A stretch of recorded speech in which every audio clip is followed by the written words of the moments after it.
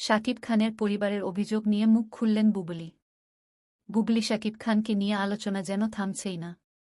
কিছুদিন পরপরই নতুন নতুন ইস্যুতে সংবাদের শিরোনামে উঠে আসেন তারা। এবার শবনম বুবলীর বিরুদ্ধে গুরুতর অভিযোগ তার প্রাক্তন স্বামী শাকিব খানের পরিবারের। বিভিন্ন গণমাধ্যমে সেসব অভিযোগ প্রকাশ হওয়ার পর এবার মুখ খুললেন বুবলী। তার দাবি, তিনি শাকিব খানকে নিয়ে কোনো মিথ্যাচার করেননি। বুবলী গণমাধ্যমকে বলেন, আমার নিজেকে বা সিনেমাকে আলোচনায় রাখতে কারো নাম বা কাহিনী বলতে হয় না।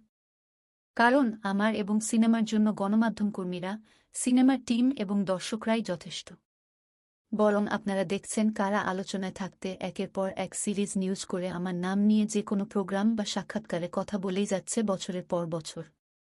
শাকিব খানের পরিবারের অভিযোগ নিয়ে মুখ খুললেন বুবলী। শাকিব খানের পরিবারের পক্ষ থেকে নানা অভিযোগের ব্যাপারে বুবলী বলেন, নিউজটি